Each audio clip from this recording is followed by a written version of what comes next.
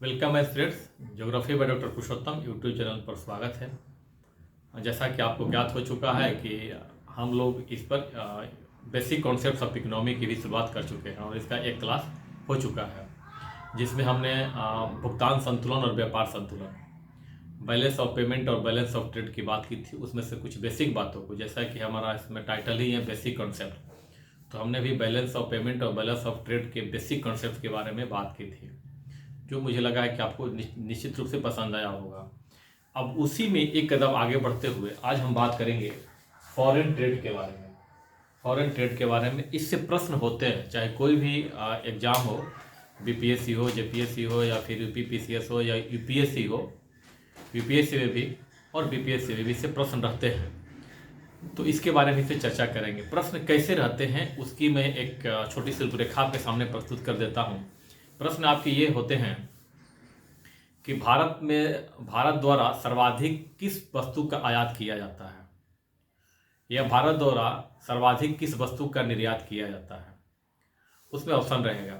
हो सकता है कि उसमें से पहला ऑप्शन जो हमने छोड़ करके, जो टॉप पे उसको छोड़ करके दूसरे तीसरे स्थान पर जो दिया हो उसके बारे में आपका ऑप्शन में मेंशन हो।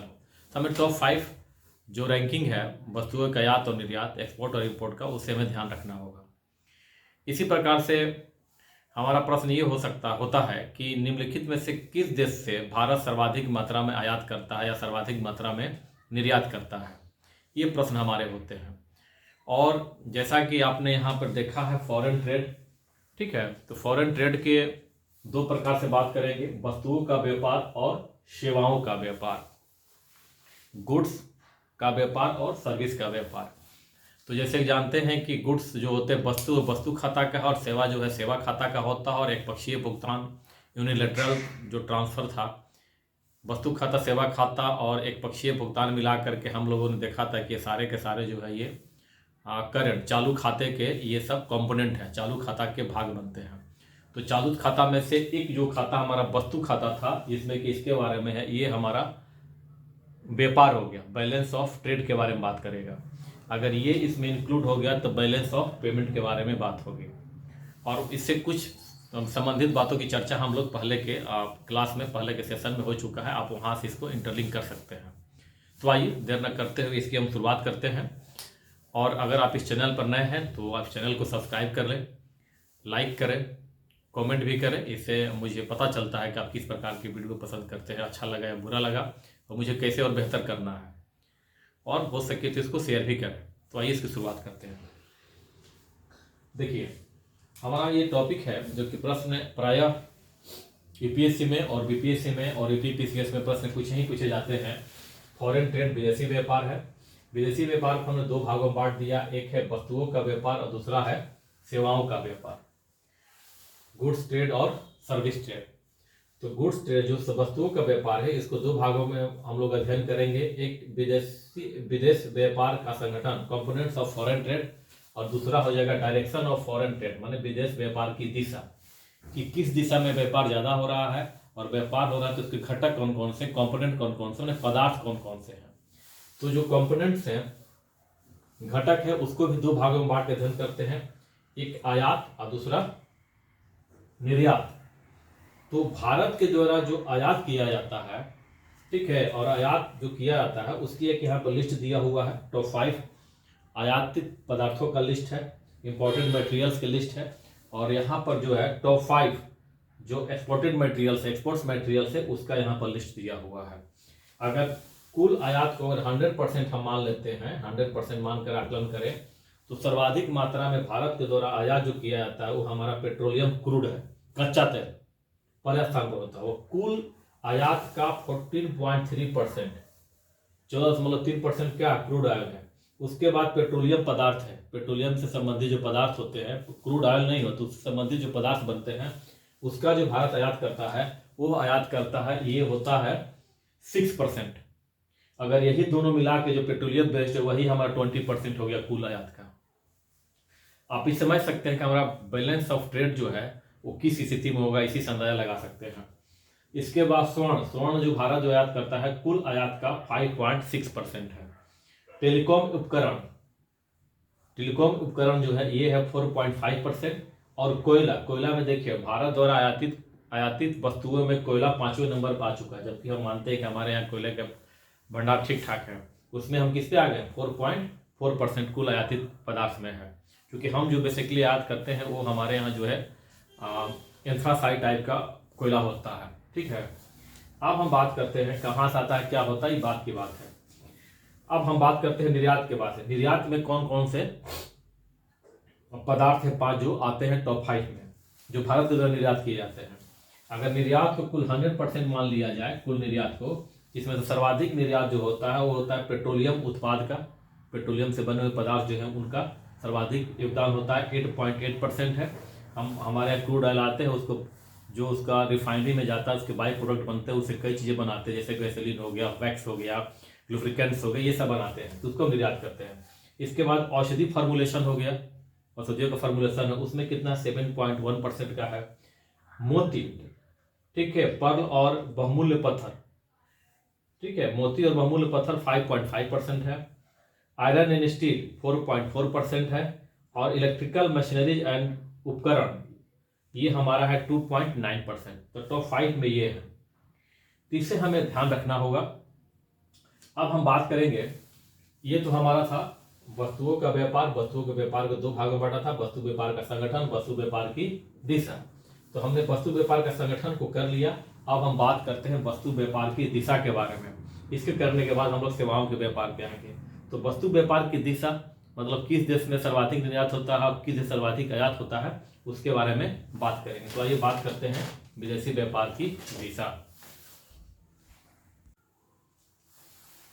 तो विदेश व्यापार की दिशा में हम 2 तरह से देख रहे हैं।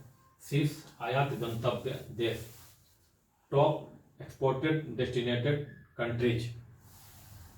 इसमें पहला जो है चाइना, दूसरा यूएसए, तीसरा संयुक्त अरब अमीरात यूएई, चौथा हांगकांग और 5वां सऊदी अरब है।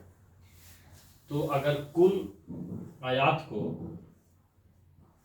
अगर मान लेते हैं 100%, जो भारत शेष विश्व के साथ जो आयात करता है, भारत शेष विश्व के साथ जो आयात करता है उस पर 100% मान ले, तो उसमें 17.7% चीन से, संयुक्त राज्य अमेरिका से 7.5%, यूएई यूनाइटेड अरब अमीरात के साथ 6% और हांगकांग से 4.3% और सऊदी अरब से 4.2% का आयात करता है। अगर शेष विश्व के पूरे आयात को मान लिया जाए भारत का, तो उसमें ये रेशियो बनता है। और देखने से लग रहा है कि चाइना अमेरिका से कितना आगे है भारत को निर्यात करने, मतलब भारत सर्वाधिक आयात किससे करता है? चाइना से 17.7%, लगभग 18% के आसपास। इसी प्रकार से जब हम शीर्ष निर्यात गंतव्य टॉप एक्सपोर्टेड डेस्टिनेशन कंट्रीज की बात करते हैं, तो उसमें पहले स्थान पे अब आ जाता है यूएसए।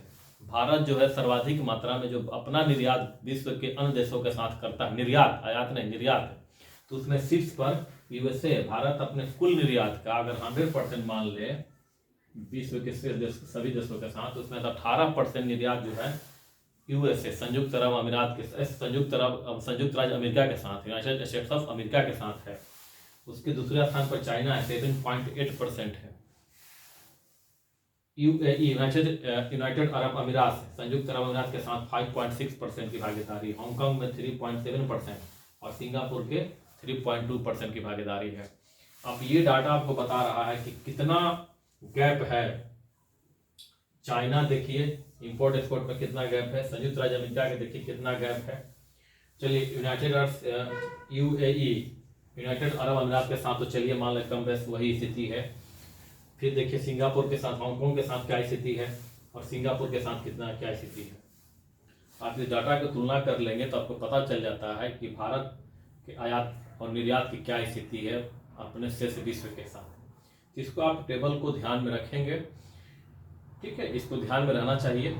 अब जो है हमने कर लिया विदेश व्यापार की दिशा। अब हम लोग बात करते हैं विदेश व्यापार की दिशा किसकी? वस्तुओं के बारे में। अब हम बात करते हैं सेवाओं का व्यापार, जो कि सेवा खाता से जुड़ा हुआ है, जो कि भुगतान संतुलन से जुड़ा हुआ है। अभी तक हमने व्यापार संतुलन से किया, अब किससे जुड़ा हुआ है? भुगतान संतुलन। तो हम जानते हैं कि व्यापार संतुलन भुगतान संतुलन का ही एक भाग है। तो आइए हम लोग बात करते हैं सेवाओं के व्यापार पे।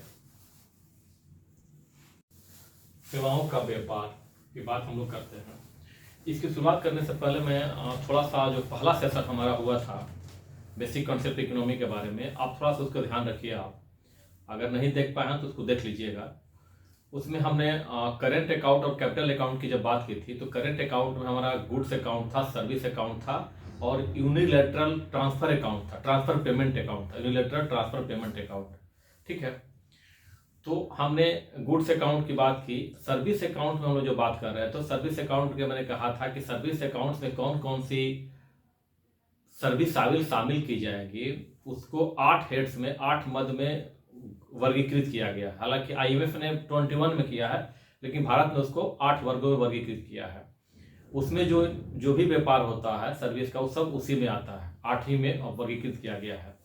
तो 8 में हमने जो बात हुई थी तो देखिए 8 ये था, यात्रा, ठीक है, ट्रेवल, ट्रांसपोर्टेशन, परिवहन, बीमा, इंश्योरेंस, निवेश आय, इन्वेस्टमेंट आय, गवर्नमेंट, सरकार, जो इसके अलावा जो बच जाता है जो सरकार द्वारा किया जाता है, सरकार, स्थानांतरण भुगतान, पेमेंट ट्रांसफर पेमेंट, और ये भी है ट्रांसफर पेमेंट। दोनों 6 और 7 ट्रांसफर पेमेंट है, लेकिन एक ट्रांसफर पेमेंट ऑफिशियल और एक ट्रांसफर पेमेंट आपका निजी है, प्राइवेट है, और एक है विविध में वर्गीकृत किया गया है। और हमने ये भी कहा था कि सर्विस अकाउंट में यहाँ पर किया गया है ट्रांसफर पेमेंट को, ऑफिशियल और निजी दोनों को, लेकिन एक अपने आप में भी ट्रांसफर पेमेंट अकाउंट भी एक यूनिलेटरल ट्रांसफर पेमेंट अकाउंट भी अपने आप में है। ठीक है, ये लेकिन हमने यहाँ पर अलग कर दिया है, ये भारत सरकार द्वारा किया गया, लेकिन दोनों के लिए अलग से खाता भी है ट्रांसफर पेमेंट के लिए।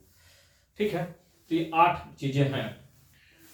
उलझन अगर हो रही हो तो सेशन को देख लीजिएगा, उलझन क्लियर हो जाएगा। अगर आप उलझन हो रही है तो इसको आप भूल जाइए और सीधे आप यहाँ पर आइए। ठीक है, लेकिन जो पहला सेशन देखें उनको बहुत ही क्रिस्टल क्लियर होगा सारा चीज। तो हमने सेवाओं का व्यापार में 8 मदों के बारे में कहा कि 8 मदों पर जो भी इंपोर्ट एक्सपोर्ट होता है वो सर्विस व्यापार में आता है। सर्विस व्यापार को 2 वर्गों में वर्गीकृत करके अध्ययन करते हैं, एक भारत के निर्यात सेवा व्यापार और भारत के आयात सेवा व्यापार। तो भारत के निर्यात सेवा व्यापार जो है उसमें भारत के द्वारा शेष विश्व को जो निर्यात किया जाता है सर्विस में, उसमें सबसे पहले हमारा सॉफ्टवेयर सर्विस है, सॉफ्टवेयर सर्विस।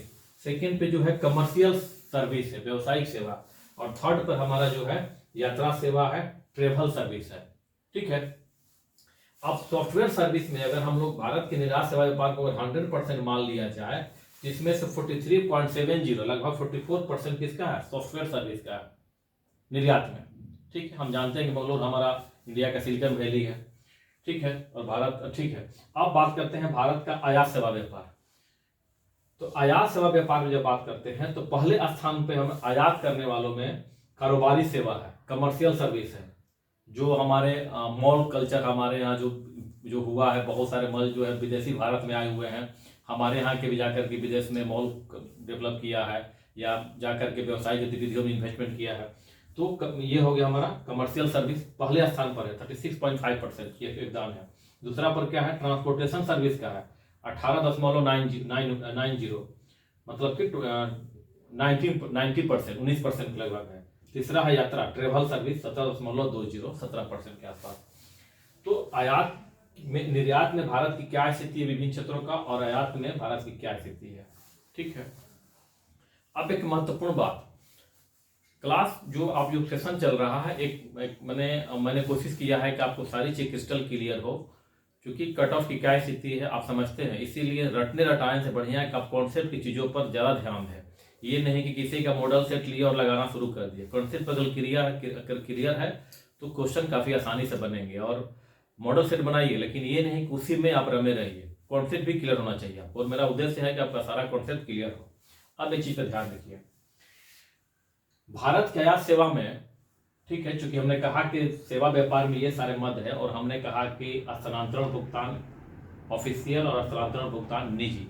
तो स्थानांतरण भुगतान निजी एक सेगमेंट अगर मान लेते हैं, स्थानांतरण भुगतान निजी, पेमेंट ट्रांसफर प्राइवेट। तो पेमेंट ट्रांसफर प्राइवेट में रेमिटेंसेज, जिसे प्रेषण बोलते हैं हिंदी में, रेमिटेंसेज का योगदान है, यही उसका मुख्य कंपोनेंट है रेमिटेंसेज, जो कि भारतीय जो विदेश में रहते हैं, चाहे वो दक्षिण पश्चिम एशिया में, चाहे मध्य एशिया में, चाहे यूरोप में, चाहे संयुक्त राज्य अमेरिका में, चाहे दक्षिण अमेरिका में, चाहे अफ्रीका में हो, ऑस्ट्रेलिया में, वो सारे के सारे अपने परिवार को पैसा भेजते हैं, रेमिटेंसेस।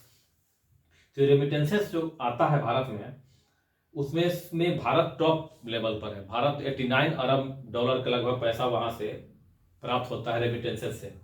उसमें भारत प्रथम स्थान पर है रेमिटेंसेस में, दूसरा स्थान पर चीन है और तीसरा स्थान पर मैक्सिको है।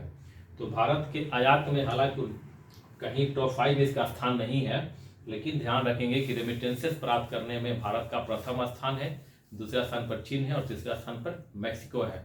और ये कौन है? यूनिलैटरल पेमेंट ट्रांसफर है। और ये कौन सा? यूनिलैटरल पेमेंट ट्रांसफर प्राइवेट, निजी। ठीक है, तो ये था हमारा सेवाओं के व्यापार में ये रोल, इस बारे में।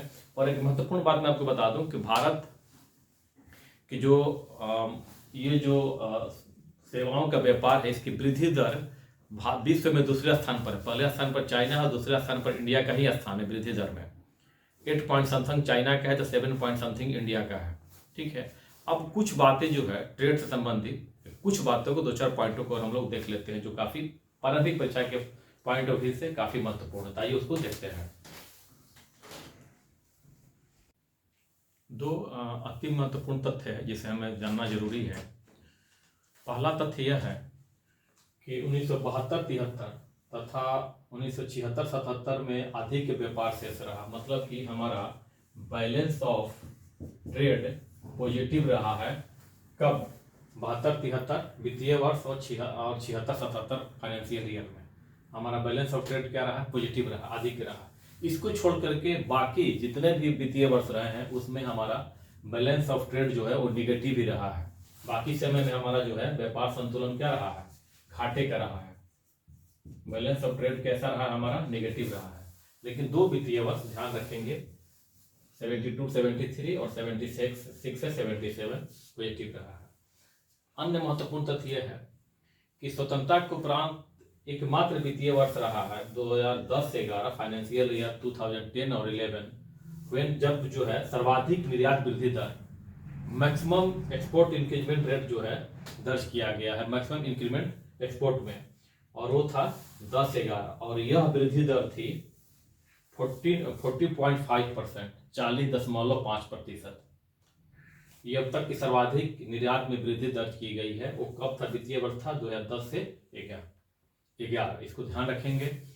तो देखिए दोस्तों, इकोनॉमी अपने आप में बहुत ही इंटरलेटेड टॉपिक है और एक टॉपिक शुरू करने के बाद उसके लिंक बहुत दूर तक जाते हैं, लेकिन हमने कोशिश की है उतना ही बातों पर ध्यान देने की जो कि बीपीएससी के प्रारंभिक परीक्षा के लिए महत्वपूर्ण है।